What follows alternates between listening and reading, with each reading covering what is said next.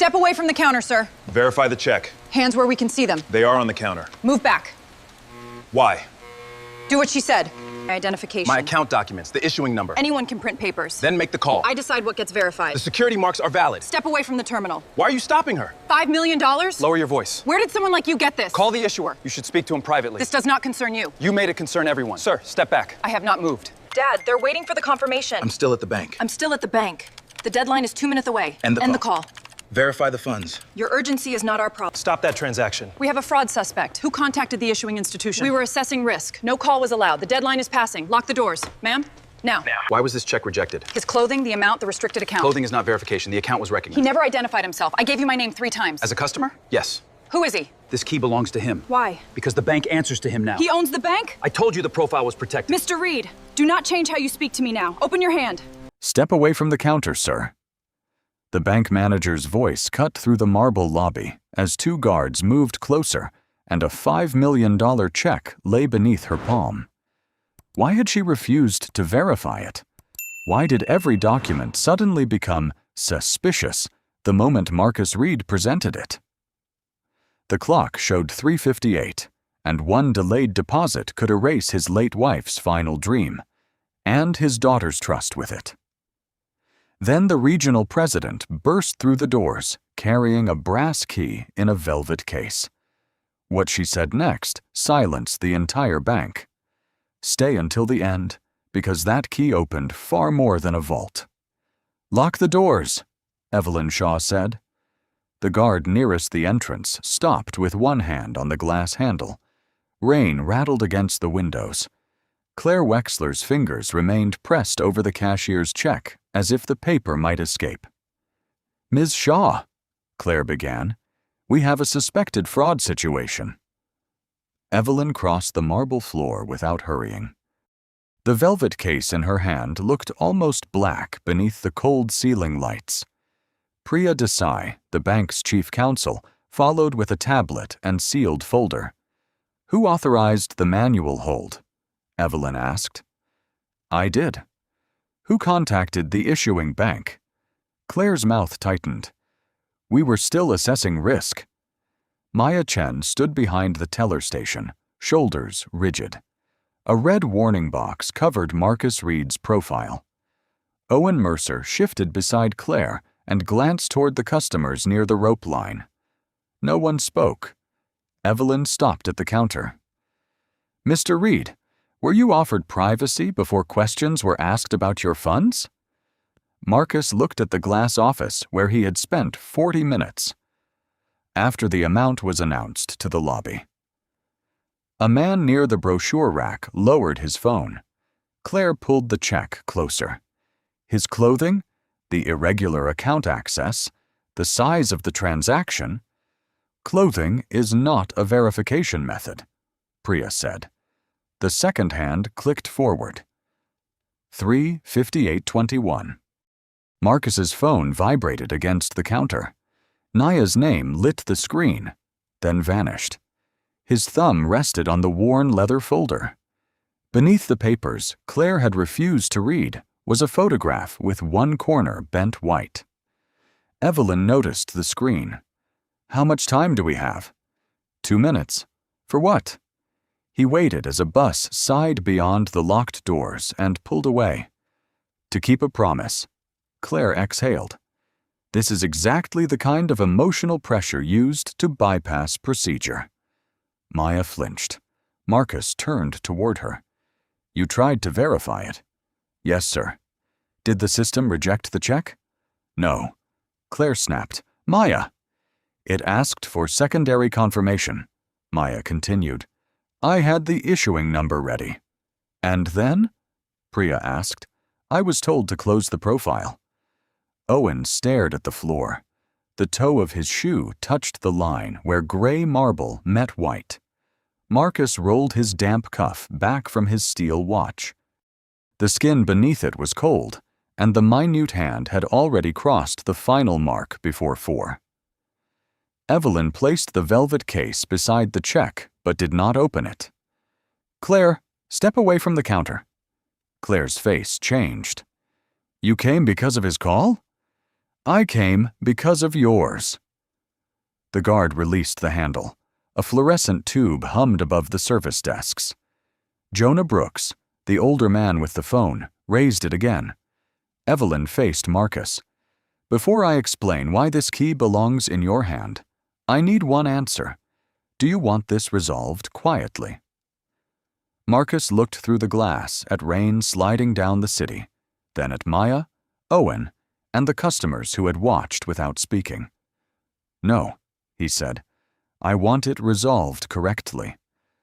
The clock clicked to 3:59. Hours earlier, at 7:12 that morning, the same rain had leaked through the roof of the Denise Reed Community Center and landed in a blue plastic bucket beside Marcus's boots. At 7:12 that morning, a drop struck the blue bucket with a hollow plink. Marcus steadied the ladder while a roofer pressed a patch beneath the leaking beam.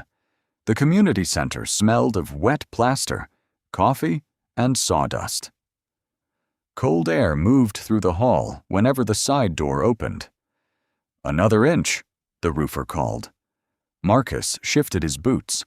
"Take your time. The children's room is below us." Across the gym, Nia Reed stood beneath work lights. At 23, she had her mother's narrow face and the same habit of tapping a pen twice before speaking. "You're dressed for demolition," she said when he climbed down. "I was promised coffee. You missed it by 40 minutes. You also missed my reminder." Marcus removed one damp glove. On a folding table, the cashier's check rested inside his worn leather folder. A photograph showed Denise laughing beside the building. One corner had gone white from years of handling. Nia nodded toward it. "The seller needs confirmation by 4. "Not a promise." "The funds are ready." "That isn't what I asked." A hammer struck twice in the next room. Marcus turned the photograph face down before dust reached it. "The deposit will be made." Nia's pen tapped once. "You said that before Mom's last fundraiser." "I was closing the housing deal." She was calling donors from a hospital chair. The roofer carried his ladder away. A floor fan hummed over the tile. Marcus slid the check into its sleeve. "I cannot change that day." "No, but you keep trying to outwork it." Rain silvered the windows. "This center was her final project," he said. "It was her final request that you come home." The bucket answered. Plink. Nia lowered the clipboard. "Derek Sloan is giving us until 4 because I begged him. There's a reserve buyer. If we lose the building, the literacy program loses its rooms, the kitchen loses its permit, and 47 families lose their winter schedule." "I know the numbers." "I'm not talking about numbers." Marcus touched the old brass key Denise had used for her first office. Its teeth pressed into his thumb. "What do you need me to say?" "That you understand why I don't trust this until I see the receipt. Then I'll bring you the receipt. By 4. By 4. At 8:03, Marcus carried 2 coffees into the classroom. He turned one handle toward Nia and set it beside her plans. She did not drink it, but she moved it from the edge. His phone rang. Lucas Brenn's name appeared. "The board meeting moved up," Lucas said. "The ownership filing may close today. Until it does, do not discuss Northbridge with branch staff. I only need to deposit a check. Use the downtown branch. They understand the account structure." "Do they know me?" Static filled the pause. "Not officially. Keep it that way. One more day." Near noon, plaster dust still marked Marcus's navy sleeve when Nia met him at the door with Denise's photograph. "You forgot this." He tucked it behind the check. "I didn't." "Dad." He stopped. Her voice dropped. "Don't make me defend you to her memory again." Outside, rain sharpened against the awning. Marcus pressed the folder to his chest and crossed the parking lot, counting the hours until 4. At 1:06 p.m., Marcus pushed through the bank's revolving door with rain on his shoulders. Warm air smelled of polished wood, toner, and citrus cleaner. He wiped his boots on the mat, though water still clung to the scuffed leather. A receptionist glanced at his faded navy jacket. Deliveries use the side entrance. I'm here to make a deposit. Take a number. Marcus did. 84. He stood behind a man discussing bonds and a woman holding a cream portfolio. Both were called before the paper in his hand stopped curling from the damp. At 1:18, a teller called, 84?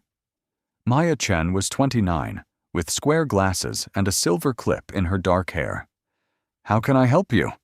Marcus set down the worn folder. I need this deposited today. She opened it and straightened. I'll need identification and the destination account. He gave her both. Thank you, Mr. Reed.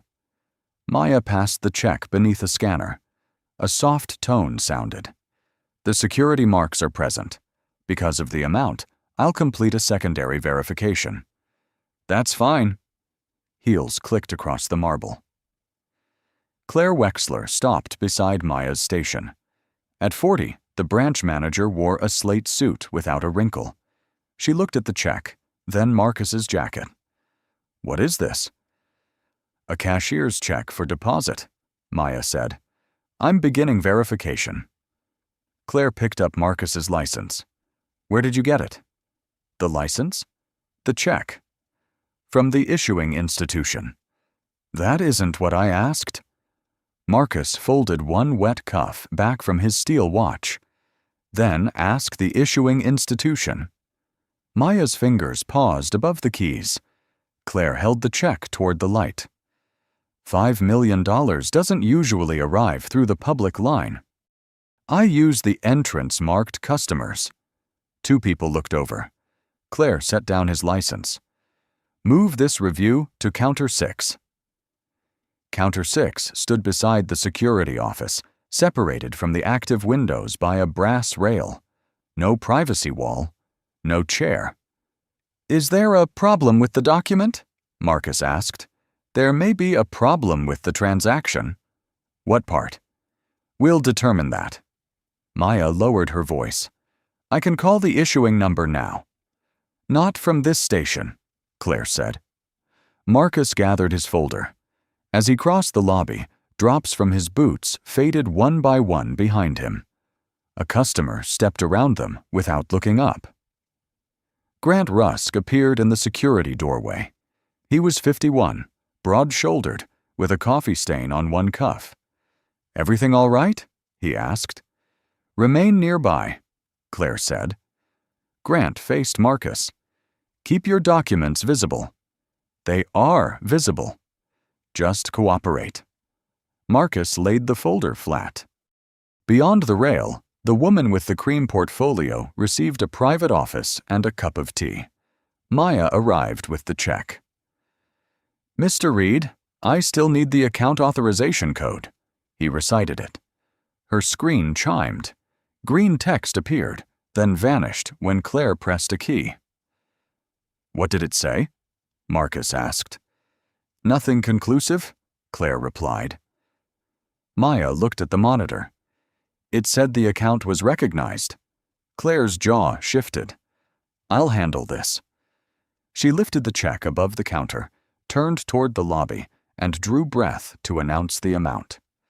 $5 million, Claire announced, loud enough to reach the waiting area.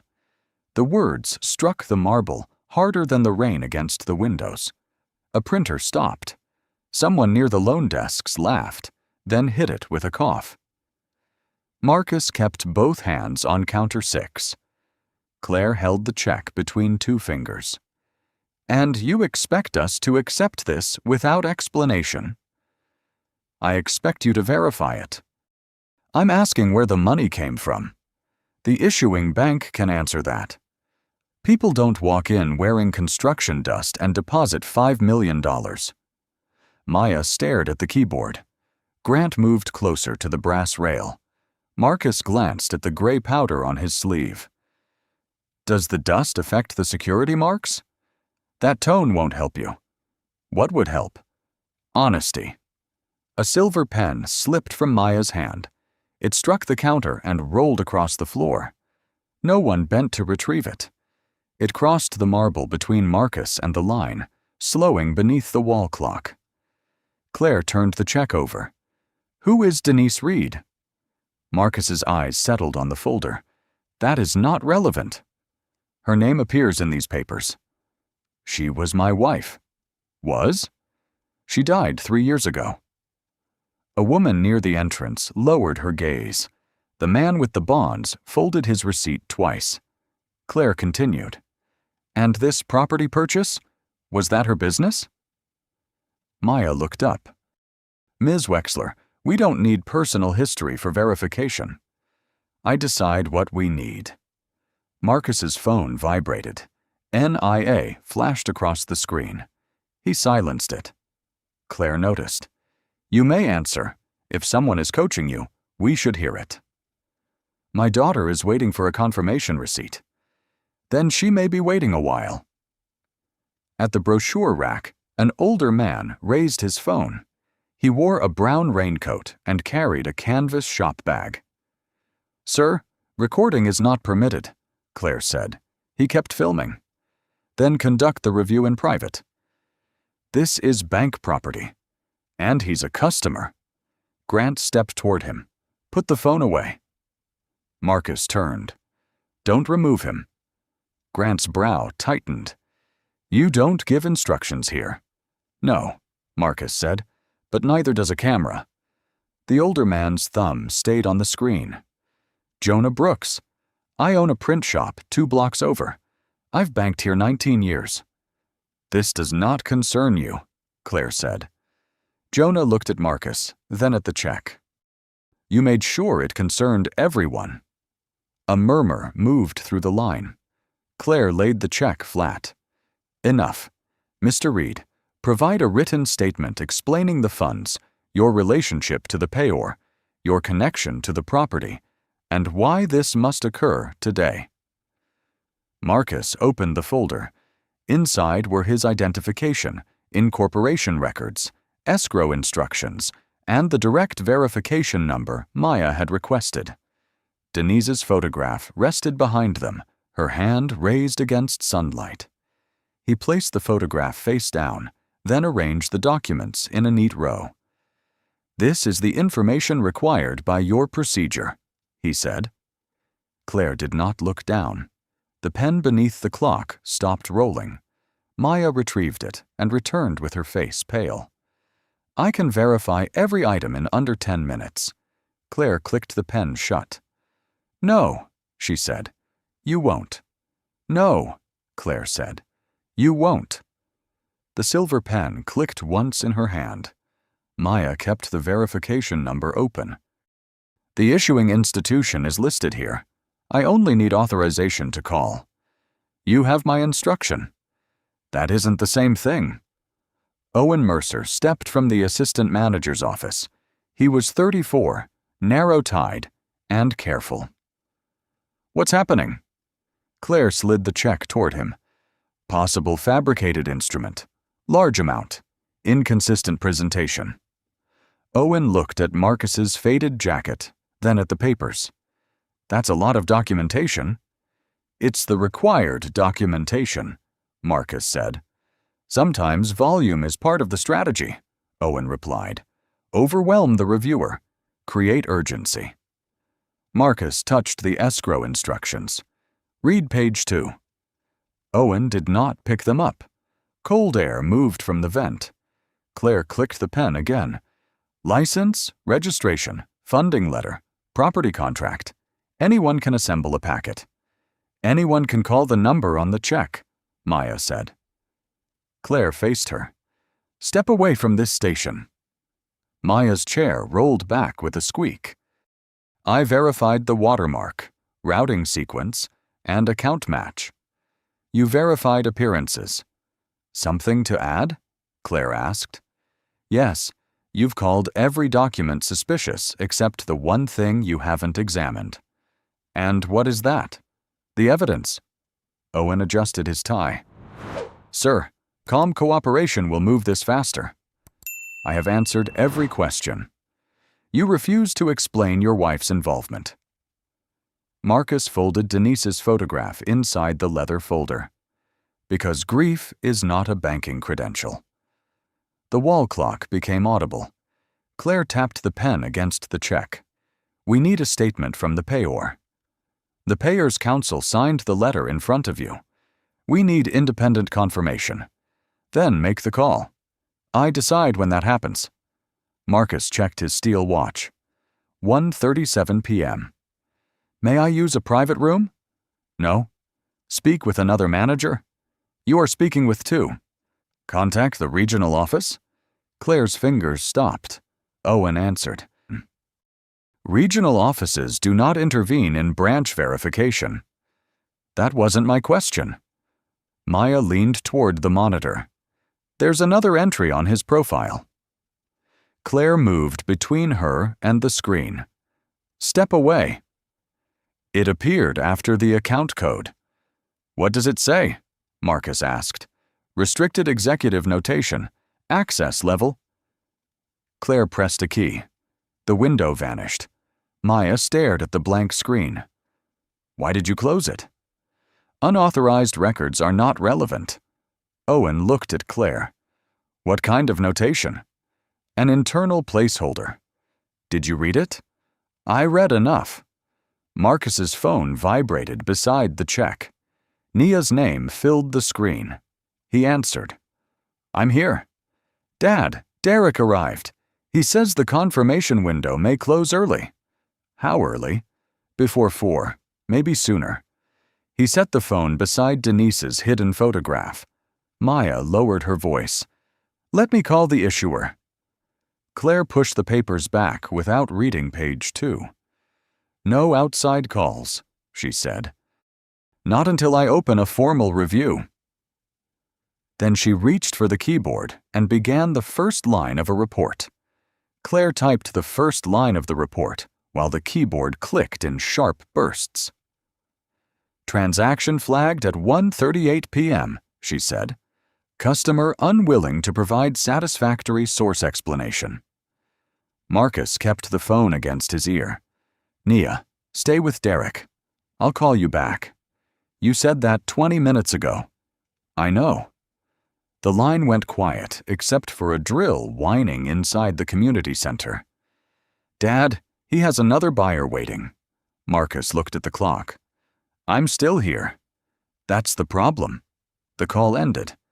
3 earlier messages sat beneath Nia's name. 1:11, 1:24, 1:33. Maya moved toward the terminal. The profile note may identify the correct verification path. You are no longer assigned to this transaction, Claire said. Then assign Owen. Owen glanced toward the glass offices. I'm not authorized for restricted profiles. You're authorized to call the issuing bank, Maya said. Claire clicked her pen shut. No one calls anyone until security operations reviews my report. How long does that take? Marcus asked. However long it takes. Cold air pressed his damp jacket against his shoulders. At 1:46, Lucas Bren called. I need you to confirm a cashier's check, Marcus said. I'm in the ownership session, Lucas whispered. I slipped my phone out because you called twice. The branch won't contact the issuer. Which branch? Downtown. A pause. Do not mention the acquisition. The final vote is happening now. My daughter may lose the center before you finish voting. Send me the manager's line. I'll try counsel during recess. When is recess? I don't know. The call broke beneath static. Claire looked over. Was that your supposed financial officer? My financial officer. Then why didn't he call us? He may. That isn't verification. Marcus placed the phone beside the check. A message from Nia lit the screen. Derek is asking for the receipt. Maya read it before looking away. She returned to her station as if collecting a form. A restricted banner still glowed at the screen's edge. She clicked twice. Mr. Reed, does the account name include Horizon? Claire stood. Maya? Yes, Marcus said. The banner expanded for half a second. Maya's lips parted. What did you see? Owen asked. Executive review pending. Ownership status protected. Claire crossed the space and shut the screen. You are done for today. Maya's hand stayed on the mouse. He may be connected to this bank. He may be trying to make us think that. Jonah Brooks raised his phone. I recorded her closing it. Grant stepped toward him, but Marcus lifted one hand. Leave him. Claire pulled a security form from the printer. I'm initiating a suspicious transaction hold. Marcus read the heading upside down. Without verification? With sufficient concern. Owen looked at the untouched documents. Claire, maybe we should call the number. She signed the bottom line. The printer beside Maya released another page. A red box filled the top. Maya picked it up, and the color left her face. What is it? Marcus asked. She turned the page toward him. Manual restriction requested. At that exact moment, Nia called for the fourth time. Nia's name pulsed on the screen, while Claire's signature dried beneath the red warning box. Marcus answered. I'm here. You said the transfer was being processed. It should have been. In the background, a door opened at the center. A man asked for the purchase file. Nia lowered her voice. Derek says the reserve buyer has arrived. What time is it there? 2 minutes to 2. Marcus turned toward Claire. Remove the restriction and call the issuing bank. Claire slid the form into a clear sleeve. The review has begun. You began it without verification. I began it because your behavior and documents raise concerns. My behavior has consisted of waiting. Owen shifted beside her. The hold can be paused while we confirm the instrument. It cannot, Claire said. Not after submission. Maya glanced at the screen. It still says draft. Claire covered the mouse. Nia spoke again. Dad, Derek wants an answer now. Put him on. Derek Sloane's measured voice came through. Mr. Reed, the seller agreed to hold the property until 4, provided we received bank confirmation. Without it, I must notify the second bidder. The funds are verified. By whom? The issuing institution. But not the receiving bank. Marcus watched Claire seal the report. Not yet, Derek exhaled. I can give you until 4, not 1 minute more. You already had until 4, Nia said. I am preserving it, Derek replied. That is all I can do. The call ended. At 2:03, Claire pressed submit. A soft tone sounded. Maya watched the status change from amber to red. Manual hold active. Marcus felt the cold counter beneath his palm. How long? Up to 3 business days, Claire said. Jonah's phone dipped. A woman near the entrance whispered, 3 days? But did not move. Marcus opened the folder and removed the escrow instructions. The deadline is today. Urgency does not override security. Neither does suspicion override evidence. Claire nodded toward Grant. Move him to the consultation room while we complete the report. Grant opened the glass door. Sir. Marcus did not move until Maya spoke. Mr. Reed, I'm sorry. Claire turned. Do not apologize for following procedure. Maya's voice thinned. This isn't the procedure. The lobby went still. Marcus entered the glass room. The chair was cold through his damp jacket. Outside, Claire gathered the documents, but left Denise's photograph face down near the check. At 3:59, his phone vibrated again. Nia had sent a voice message. He pressed play. Her breathing came first. Then a chair scraped. The seller just notified us the window expired. Derek says the reserve buyer can proceed. I tried to explain. I told them the money exists. Marcus closed his eyes. Nia continued, quieter. Mom believed you would protect this place. I believed you because she did. Someone near her asked whether she was ready to sign the release. You promised her, Nia said, and you promised me. The message ended. Outside the glass, Claire stamped the confirmation. Rejected. The red letters appeared slowly across the page. Marcus reached into his pocket and closed his fingers around Denise's old key. It pressed into his palm while the clock struck 4. The clock's final chime faded, leaving the glass room filled with fluorescent hum. Marcus opened his hand. Denise's old key had pressed a red outline into his palm.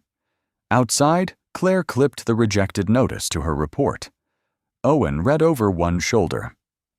Add that he became confrontational after the hold, Claire said. He never raised his voice.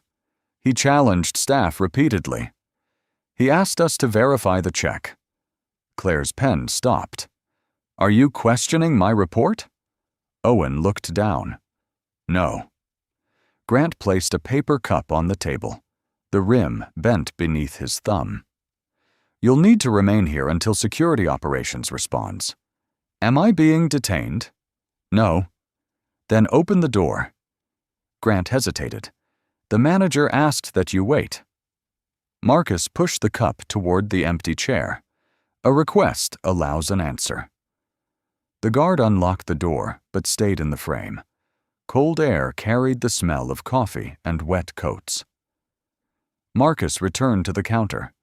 Denise's photograph was still face down beside the check. I'll take my documents. Claire covered the report. They are evidence in an active review. My family photograph is not evidence. Maya reached for it. Claire moved first, sliding it across the marble without looking. Marcus placed it inside the folder. Behind it rested a sealed letter bearing the acquisition code Lucas had warned him not to reveal. One sentence would have ended the argument. One page would have changed every face in the lobby. His thumb slipped beneath the seal. Maya watched him. Owen did too. Marcus stopped. Respect that appeared only after a title was not respect. He closed the folder. Claire gave a thin nod. Good. Now we can proceed properly. His phone rang. Nia did not wait for a greeting. The reserve buyer signed the notice. Derek said there was a cure window. He said there might be one if the bank sends proof immediately. I'm working on it. No, Dad. Other people are working while you keep saying you will. Marcus moved into the glass room and pulled the door nearly shut. Rain traced lines down the outer windows. I can still fix this. That's what you always say after the moment passes. A cart rattled through the center behind her. Someone folded metal chairs. Each snap carried through the phone. I'm coming there, he said. Don't. Nia, please don't walk in with another solution and expect me to forget the waiting. His fingers tightened around the old key. I made a promise. To Mom. To both of you. She isn't here to hear it. The sentence landed softly. That made it worse. Marcus lowered his forehead toward the cool glass. Beyond it, Jonah still held his phone, but the other customers had returned to forms and numbered slips. Nia breathed in. I can't build this center on your promises anymore. The call ended. Marcus tried to set the key on the table. His fingers would not open at first. When they did, the metal struck the wood with a lonely sound. Through the glass, Maya looked toward the restricted profile hidden on her monitor. Claire was asking Owen to sign the report. Marcus opened his contacts, passed Lucas's name, and stopped at a number he had never expected to use from a public branch. Evelyn Shaw. He pressed call. Evelyn answered on the second ring. Marcus? A boardroom murmured behind her. I need you to open the protected ownership file. The room on her end went quiet. Where are you? Downtown branch. They placed a manual hold on the escrow check. For $5 million? Yes. Who authorized it? Claire Wexler. Marcus watched Claire hand Owen the report and point to the signature line. Evelyn's tone hardened. Give me the transaction number. He read it from the rejected notice. Do not leave. The property deadline passed at 4. How long is the cure window? I don't know. Then we act as if it is 5 minutes. Papers moved sharply. Priya, Evelyn called away from the phone. Pull the Read Horizon file and branch activity log. Marcus looked at Denise's old key on the table. The mark in his palm was fading. Did you disclose the acquisition? Evelyn asked. No. Good. That isn't the word I'd use. No, she said. It isn't. The call ended. A message appeared at once. Do not leave. I am coming. Outside, Maya shifted a stack of deposit slips. Beneath them, a printed activity log showed for half a second. She folded it into a training manual. Owen signed the report. Time? Claire asked. 4:07. Add that he refused a complete explanation. Maya stepped closer. He provided identification, corporate records, escrow instructions, and the issuer's number. You were told to step away. I did. The system didn't. She held the manual against her chest. Claire narrowed her eyes. What does that mean? Every action is logged. Owen glanced toward the camera above counter 6. Grant approached with the security phone. Operations is asking whether issuer contact was attempted. Claire held out her hand. Tell them management determined it was premature. They'll see no call was placed, Maya said. The fluorescent hum seemed louder. Claire walked toward her. Hand me the manual. It's mine. Now. I'm preserving my notes. For what? For the review you started. Jonah raised his phone. Grant did not stop him. Marcus opened the glass door. Claire turned. You were instructed to wait. I have waited. Your status has not changed. No, Marcus said, but yours may have. Owen's pen struck the counter. At 4:16, Priya Desai called. I have the ownership file, board resolution, and transaction log, she said. The branch entered the hold without contacting the issuer. Can you restore the deposit? Not remotely, while the manager's restriction is active. Evelyn is bringing override authority. How far? 7 minutes. Marcus checked his silent phone. No message from Naya. Rainwater ticked steadily from his jacket cuff onto the floor. Send proof of available funds to Derek Sloan. I need his secure address. Marcus gave it to her. Across the lobby, Maya opened the manual enough to reveal the saved log. Claire's user ID appeared beside close profile. Claire saw it. Maya, she said softly, give me that page. Maya stepped back. No. Beyond the locked doors, headlights swept across the rain. A dark sedan stopped at the curb, and a silver-haired woman stepped out holding a velvet case. The sedan door slammed against the rain. Evelyn Shaw crossed the sidewalk with Priya beside her. Grant unlocked the entrance before Claire could object. Ms. Shaw, Claire said, I was about to contact you. No, Evelyn replied. You were about to alter a record. Maya stood by the teller station with the saved activity log against her chest. Jonah's phone remained raised. Priya placed a sealed folder on counter 6. No one touches the terminals. Claire moved forward. We have a suspected fraudulent instrument and an uncooperative customer. Evelyn looked at Marcus. Denise's old key lay beside his phone. Mr. Reed, were you offered verification through the issuing bank? No. A private review before the amount was announced? No. Another manager? No. Claire gripped her pen. His appearance, the restricted profile, the urgency. His appearance? Evelyn asked. Claire said nothing. Priya opened the folder.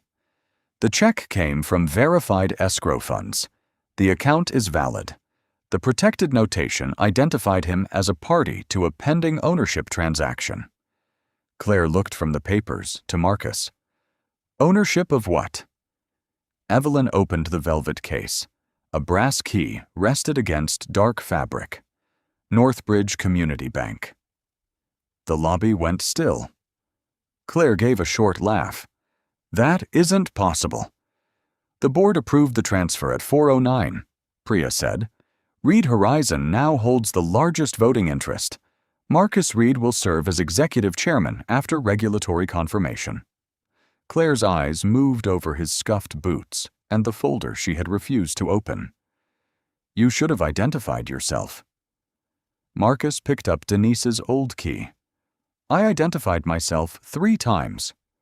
As a customer, Maya said. Evelyn removed the brass key. This opens the historic vault and executive archive. Every controlling chair has received it. She held it out. Marcus did not take it. The red outline from Denise's smaller key still crossed his palm. What happens to the check? We can override the hold now. The center? Priya checked her tablet. The seller received proof of funds. The cure period is unconfirmed. How long? Maybe 5 minutes. Maybe none. Evelyn extended the key again. This belongs to you. Marcus closed his hand around it. The metal pressed over the fading mark in his skin. Claire's voice dropped. Mr. Reed, I can explain. Later. I followed proper caution. You stopped your teller from making 1 phone call. Marcus turned to Maya. Can the restriction be removed without changing the original log? Yes, sir. Do that. Preserve everything else. Claire stiffened. Are you firing me? No. The answer unsettled her more than anger would have. Evelyn asked, What do you want done? Marcus glanced at Naya's unanswered messages. Save the center. Priya dialed. Maya entered the override code. The red banner vanished, replaced by a spinning symbol. A printer warmed beneath the counter. Then Priya raised 1 finger. Mr. Sloan, this is counsel for Northbridge. Do not release the property. Everyone watched her face. The printer began feeding a page. Before it cleared the tray, Priya's expression changed. What do you mean the reserve buyer already signed? The reserve buyer signed at 4:03, Priya repeated. Send me the notice and the original escrow terms. Marcus stood beside the printer while the page emerged, warm and curled. No one reached for it. Is the sale gone? Evelyn asked. Not necessarily, Priya said. The contract allows a correction period if cleared funds existed before the deadline and the receiving bank caused the delay. How long? 5 minutes from formal notice. The clock showed 4:21. Claire stared at it. Then it's over. The notice arrived at 4:18, Priya said. We have less than 2 minutes. Maya tore the transfer confirmation free. I can send it from the secure terminal. Do it, Marcus said. Claire moved towards the keyboard. I should authorize... No, Evelyn said. Maya entered the escrow address. Owen read each character aloud while Jonah lowered his phone. Attachment loaded. Priya spoke into her call. Mr. Sloan, keep the line open. You will receive proof of funds and an executive guarantee. The terminal chimed. Sent, Maya said. Nothing changed. Marcus's phone lit with Nia's name. Refresh, Owen whispered. A gray message appeared. Delivery pending. Rain scratched the windows. Cold air moved beneath Marcus's damp collar. 43 seconds. Priya said. Marcus answered Nia. Put Derek on speaker. He's here. Derek's voice followed. The reserve buyer is demanding possession. Has your office received our confirmation? Not yet. Check again. Keys clicked through the phone. Claire's silver pen slipped from her fingers and struck the marble. Derek inhaled. I have an encrypted message from Northbridge. Open it. Marcus watched the second hand jump. It confirms cleared funds before 4, Derek said, and accepts responsibility for the delay. Is the center ours? I need the seller's countersignature. Nia's breath caught. How long? Paper slid across a table on her end. Then Derek said, It's signed. No one in the bank cheered. Maya placed the warm confirmation page in front of Marcus. He smoothed the curled corners as carefully as if it were Denise's photograph. Nia said, You saved it. We saved it. Her answer came after a long breath. That doesn't fix everything. I know, but bring the receipt. I will. When the call ended, Evelyn asked whether he wanted the branch cleared. No. Finish serving everyone who was waiting before me. Maya turned to Jonah. Sir, you're next. He shook his head. Not until he gets his receipt. The printer released a second page. Maya carried it around the counter instead of sliding it across. Claire remained beside the fallen pen. Mr. Reed, she said, I am sorry. Marcus accepted the receipt. For what?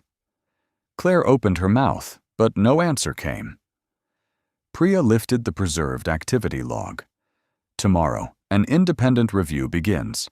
Tonight, every closed complaint from this branch is being reopened. Owen looked toward Claire. She stared at the red rejected stamp beneath the clear sleeve. Marcus placed the receipt behind Denise's photograph and closed the folder.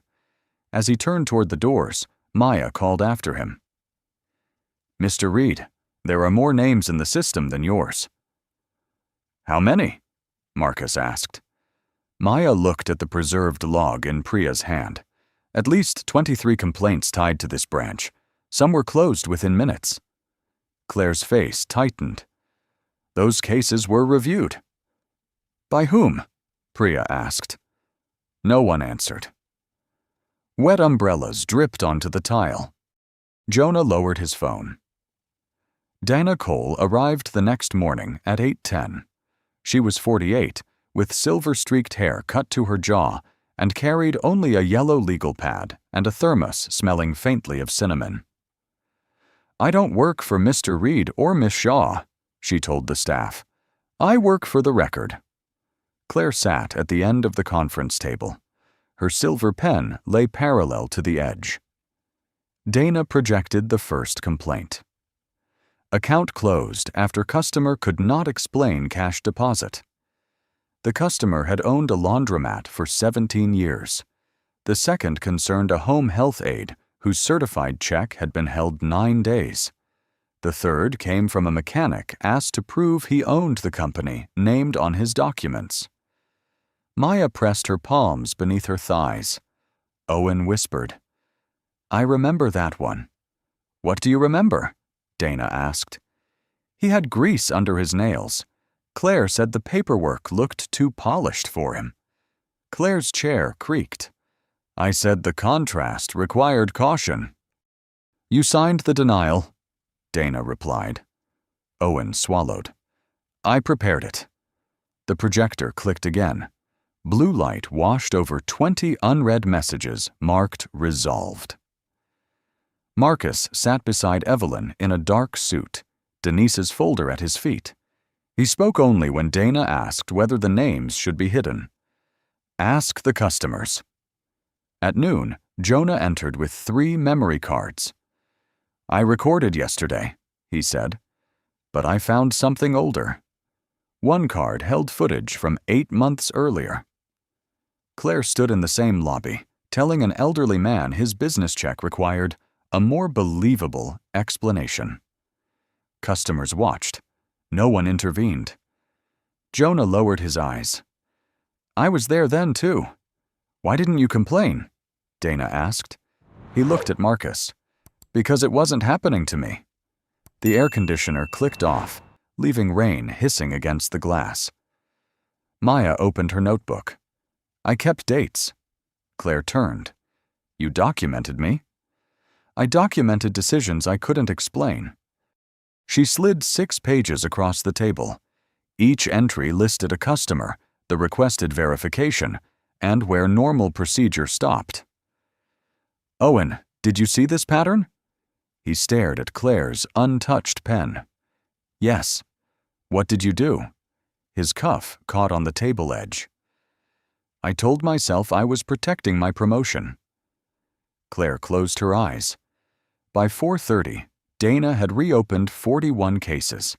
Some customers had paid late fees. 2 had lost purchase contracts. 1 had moved every account after being questioned in the public lobby. Priya placed a restitution estimate before Marcus. We can settle quietly, she said. Refund fees. Require training. Avoid wider exposure. Marcus looked at the unanswered complaints projected on the wall. No. Evelyn studied him. What are you asking for? Call every person. Publish what happened. Then show me the policy that made silence profitable. Across the table, Claire reached for her silver pen. Her fingers stopped before touching it. Claire's fingers stopped before touching the silver pen. Dana closed the last file. Tomorrow, we discuss responsibility. At 9:02 the next morning, Claire entered without her jacket. Rain silvered the windows. She placed the pen on the table, but did not pick it up. Dana began. Why were some customers treated as risks before verification? Claire looked at the dark screen. Patterns matter. Which patterns?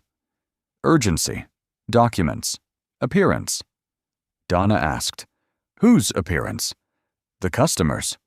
And when someone looked prosperous? I assumed the paperwork fit. When they did not? I looked for reasons it might be false. Owen rubbed his cuff. You taught us to call that instinct. You agreed with me. I wanted the promotion. That does not make every decision mine. No, Marcus said. It makes the silence shared. Dana projected the scorecard. Green bars rewarded fraud prevention. There was no column for wrongful holds or unanswered complaints. Evelyn leaned forward. I approved those incentives. I recommended them, she added, removing her glasses. We rewarded managers for stopping risk and barely asked what happened when they stopped people. Claire touched the pen, then withdrew her hand. So, I was doing what the bank wanted. You used a flawed system, Evelyn replied. You also ignored its safeguards. Maya opened the manual. Secondary verification, private review, supervisor escalation.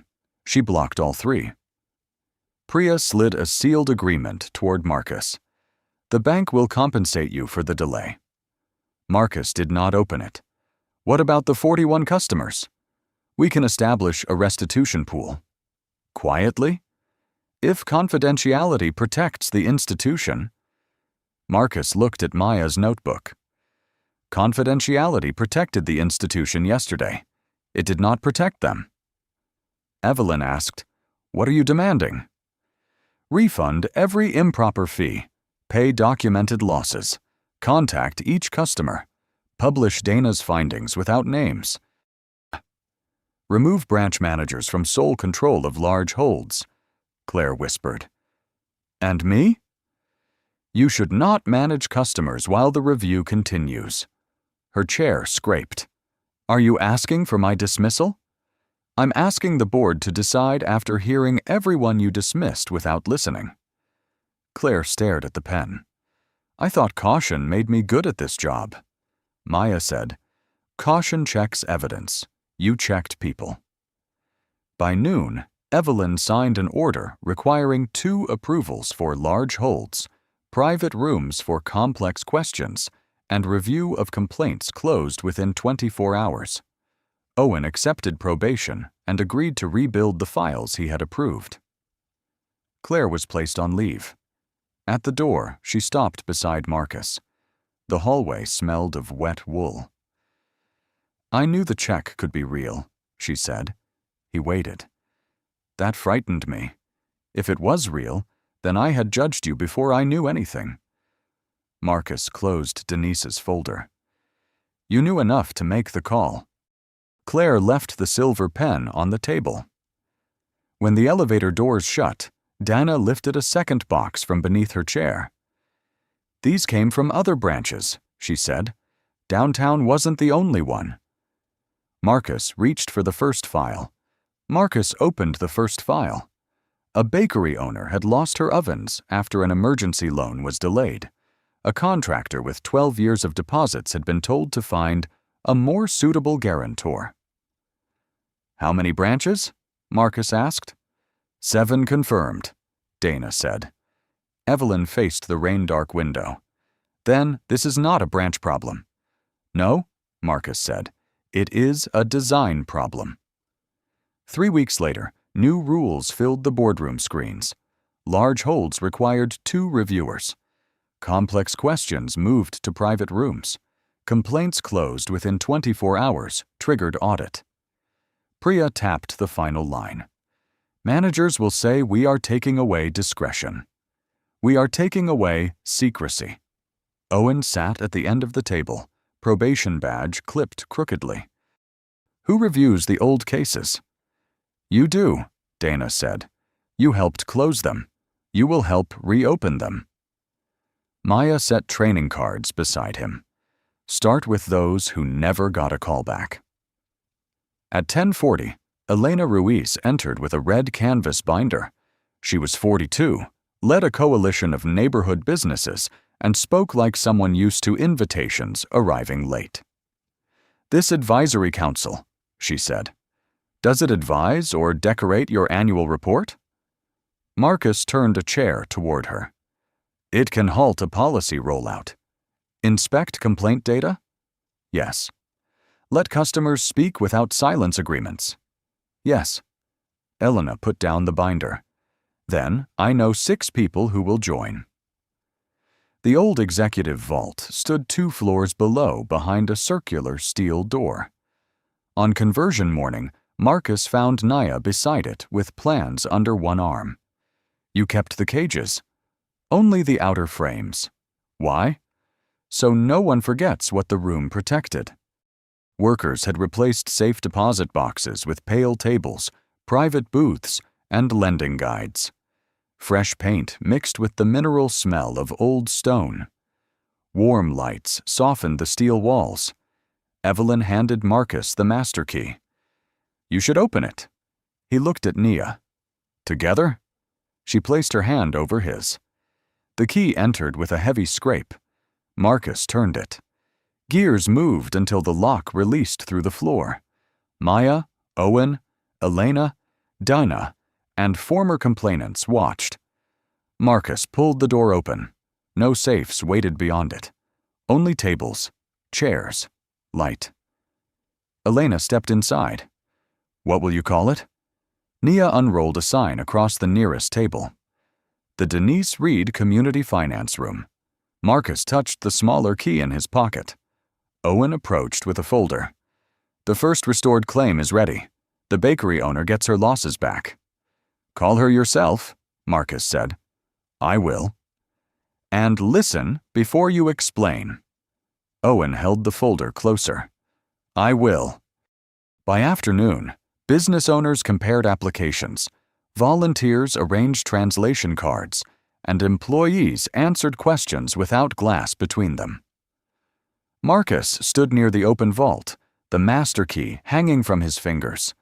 Nia joined him. Mom would have hated the name.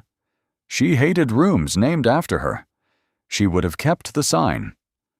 Then Nia leaned against his shoulder. Across the room, Elena lifted the red binder. "Chairman, we found a problem in the new complaint policy." Marcus placed the master key in her palm. "Then don't wait for permission to open the door." 6 months later, The community center no longer smelled of plaster and rain. Fresh paint warmed the hall, and sunlight crossed the floor in gold rectangles. Nia stood beneath a framed photograph of Denise, adjusting it by half an inch. "Still crooked?" Marcus said. "You said that from the doorway."